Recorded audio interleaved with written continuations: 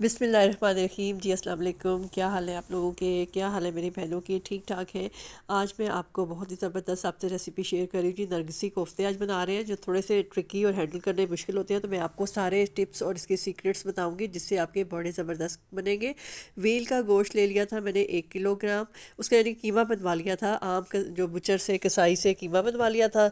और उसके बाद में अपनी चॉपिंग मशीन में इसको डाल दिया। और इसमें जो है ना 20% फैट थी, चर्बी, और 80% गोश्त था। एक दफ़ा चॉप हो गया तो इसमें मैंने 1 टेबल स्पून घी मिला दिया। देसी घी था, आप कुछ भी मिला सकते हैं, मक्खन भी मिला सकते हैं। इससे हमारा कीमा जो है सॉफ्ट हो जाता है और स्टिकी हो जाता है थोड़ा सा। और ये देखें, फिर दूसरे दफ़ा मैंने चॉपर में डाला और उसमें चौथाई चम्मच जो है ना बेकिंग सोडा डाल दिया। उससे जो है एक तो हमारा कीमा जो है नरम हो जाता है, बिल्कुल मलाई जैसा। अब ये 2 दफ़ा मैंने चॉप कर लिया। अब इसमें मैं डालूंगी प्याज। एक मीडियम मैंने चॉप करके उसका पानी निकाल लिया था। पानी आपने ज़रूर निकालना है, वरना इसका जो पानी है वो आपके कोफ्तों को तोड़ेगा। साथ ही 2 से 3 जितनी भी आपको चाहिए होगी सब्ज़ मिर्चें वो डाल दें। इनका टेस्ट जो है ना कोफ्तों में बहुत ही अच्छा और मज़े का लगता है। अगर आपके पास थिकी है तो कम डाल दें, अगर दरमियानी है तो आप ज़्यादा डाल दें।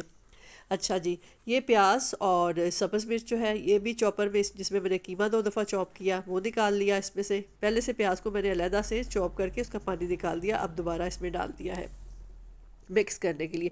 कीमा मेरा बिल्कुल सॉफ्ट, नरम और मलाई जैसा हो गया है, क्योंकि हमने इसमें बेकिंग सोडा भी डाला और हमने इसमें जो है देसी घी भी थोड़ा सा मिलाया, या मक्खन या घी कुछ भी मिला दें। और दो यानी कि 3 दफ़ा ही कीमा चॉप हुआ। पहली दफ़ा कसाई ने किया और 2 दफ़ा मैंने खुद इसमें किया। अगर आपके पास ये चॉपर मशीन नहीं है तो आप उसे, जो आप जिससे आप गोश्त लेते हैं उससे कहें कि 2 से 3 दफ़ा मशीन से निकाल दे, तो वो बहुत नरम हो जाएगा। फिर आपको इस झंझट में नहीं पड़ना पड़ेगा।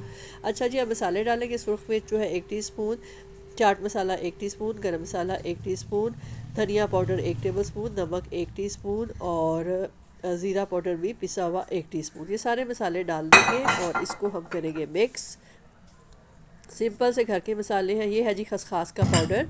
खसखास को मैंने अच्छी तरह से छन्नी से छान लिया था ताकि जो उसकी मट्टी वगैरह है वो निकल जाए। फिर मैंने तवे पे हल्का सा इसको रोस्ट कर लिया। जब वो ड्राई तवे पे हो जाती है तो फिर आप इसे चॉपर में चॉप कर लें, बड़ी जल्दी ये चॉप हो जाती है। एक डिब्बी में आप पाउडर बना के रख लें, जब भी आपको चाहिए आप निकाल सकते हैं।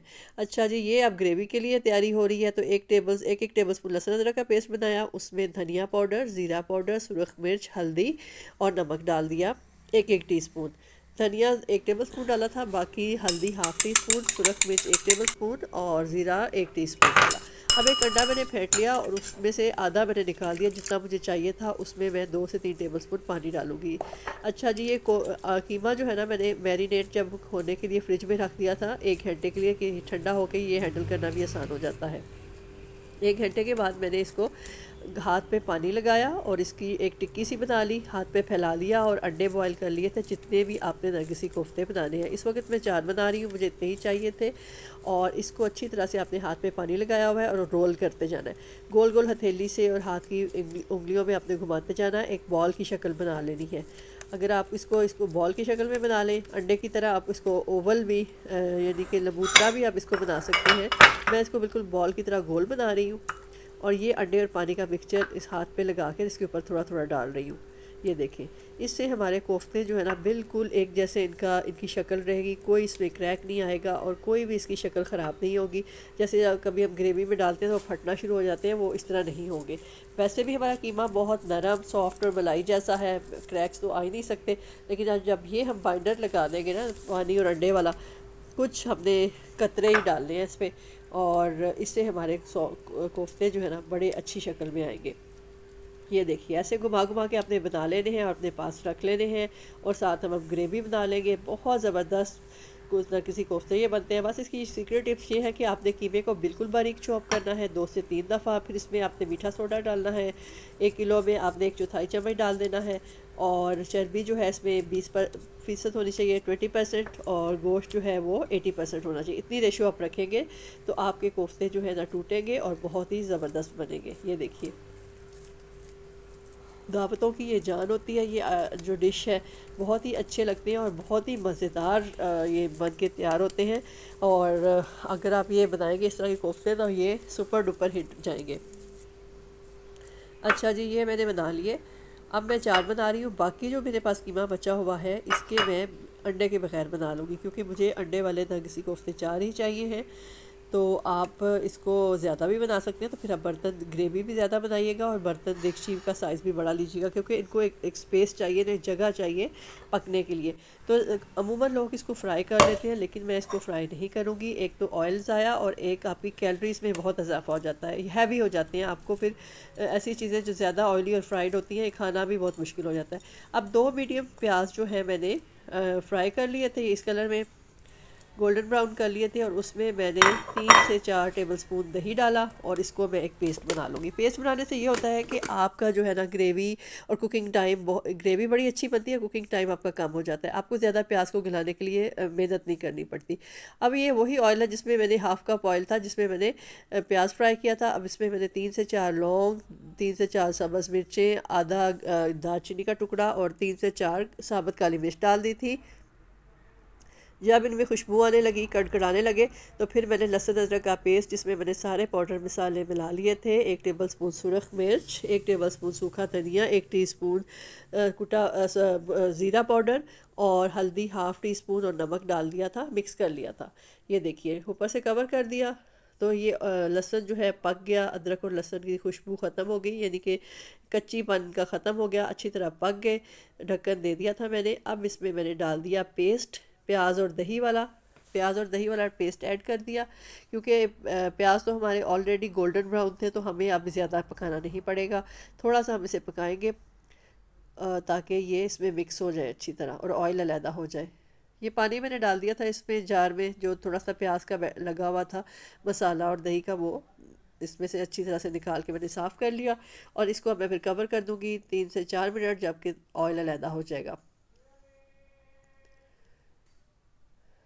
यही चीज़ें आपने फॉलो करनी है कि कीमे को बहुत बारीक पीसना है, थोड़ी सी चिकनाई उसमें रखनी है, घी लगाना है, और आपने जो है ना अंडे और पानी वाला बैटर से इसमें थोड़ा थोड़ा छिड़कना है। ये जी ऑयल अच्छी तरह से अलहदा हो गया, प्याज इसके अंदर मिक्स हो गया। अब हम डालेंगे 2 मीडियम टमाटर की पेस्ट और इसको भी थोड़ा सा इसमें पकाएंगे, ताकि इसमें फिर दोबारा से पक के तो ऑयल अलहदा हो जाए। फिर मैं इसे कवर कर दूँगी, बहुत जल्दी ये ग्रेवी बन जाती है। अच्छा जी, इसको कवर कर दें ताकि प्याज जो टमाटर है वो पक जाए अच्छी तरह और ऑयल अलहदा हो जाए। ये देखिए जी, अब 5 मिनट के बाद ये ऑयल अलहदा हो गया। अब आराम आराम से आपने देगची में कोफ्ते रखते जाने हैं, क्योंकि हम इसको फ्राई नहीं कर रहे, तो हमने इसी ग्रेवी में ही इसको पकाना है। और इसको ज़रा आपने बहुत ही एहतियात से इसको हैंडल करना है। अभी हमने डाल दिए 4 कोफ्तों के लिए, ये देगची का साइज़ काफ़ी था। अब साथ मैंने छोटे छोटे कोफ्ते जो अंडे के बगैर मैंने बनाए हुए थे वो डाल दिए। और अगर आपने ज़्यादा नरगिसी कोफ्ते बनाने हैं तो आप देगची भी बड़े खुला पैन लें। अब 2 से 3 मिनट ये पक गए हैं, तो अब मैं इसको हल्का हल्का हिला रही हूँ, क्योंकि आपने इसमें चम्मच नहीं हिलाना। जब जैसे ही आप चम्मच हिलाएंगे तो ये आपके टूटने का इसमें डर होता है। तो आपने चारों यानी कि देगची को दोनों साइडों से पकड़ के अच्छी तरह से इसको घुमा लेना है। हर 2 से 3 मिनट के बाद आपने इसको घुमाते रहना है, क्योंकि 15 मिनट तक आपने इसमें चम्मच नहीं हिलाना, जब तक ये हमारे कोफ्ते सख्त ना हो जाए। अच्छा जी, 25 मिनट तक हल्की आँच पर मैं दरमियान दरमियान में हिलाती रही और इसको मैंने पका लिया है। मुझे ज़्यादा ग्रेवी नहीं चाहिए, पानी वाला शोरबा नहीं चाहिए, तो मैं इसको पानी मैंने नहीं डाला। लेकिन अगर आपको थोड़ा ग्रेवी वाला चाहिए, थोड़ा यानी कि शोरबा चाहिए ना, तो फिर आप इसमें थोड़ा सा पानी ऐड करके इसको पका लें। गरम मसाला मैंने डाल दिया, कोफ्ते मेरे तैयार हो गए हैं। अब मैं आपको सर्व करके दिखाती हूँ। स्टील की देगची है तो इसको साइडों पे आपने स्क्रैप करना होता है, क्योंकि इस पर खाना जो है जलने का बहुत होता है। अब मैंने ये एक कोफ्ता निकाला, अभी काफ़ी गर्म है, इसको मैं आपको काट के दिखाती हूँ। पहले मैंने इसमें ग्रेवी डाल दी, ग्रेवी बिल्कुल मसाला जैसा है, कोई शोरबा नहीं है। अब मैं कोफ्ता आहिस्ता से इसके साथ काट के रख दूँगी, क्योंकि आपने जब भी टेबल पर इसको सर्व करना है तो पहले आपने इसकी ग्रेवी डालनी है, फिर ऊपर कोफ्ते के बॉल्स रखने हैं, फिर आपने डिश में ही इसको काट लेना है, या अलहदा से एक अलहदा डिश में निकाल के काट लें और ग्रेवी के ऊपर रख दें। इनकी यही शक्ल होनी चाहिए। अगर आपने देगची में इनको काट लिया और उसी में पकते रहे, गर्म होते रहे, तो फिर इनकी ये शक्ल नहीं रहेगी, सारी ग्रेवी का रेडनेस मसाले की इसके ऊपर आ जाएगी, तो वो ज़्यादा फिर मज़े के नहीं लगते। और अब ये कोफ्ते काफ़ी पक्के हो गए। अब इसके जितना भी आप चम्मच हिलाएंगे ना, इससे कुछ नहीं होगा। शुरू में बस आपने ख्याल रखना है कि आपने ज़्यादा चम्मच नहीं उसमें हिलाने, सिर्फ कपड़े से पकड़ के आपने इसे घुमाना है। अच्छा जी, बाकी के कोफ्ते भी मैंने काट लिए, और जब मुझे सर्व करने होंगे ग्रेवी गर्म करके तो उसमें मैं ये रख दूँगी। ये तरीका होता है जी कोफ्ते सर्व करने का। और इनका टेस्ट तो इतना लाजवाब था, इतना मज़े का था कोफ्ता भी इटसेल्फ बहुत मज़े का था और ग्रेवी भी। आई होप कि आपको ये रेसिपी पसंद आई होगी। और मेरे अगर नए हैं तो ज़रूर चैनल को सब्सक्राइब कीजिएगा, वीडियो पसंद आए तो लाइक कीजिएगा। अल्लाह हाफिज़।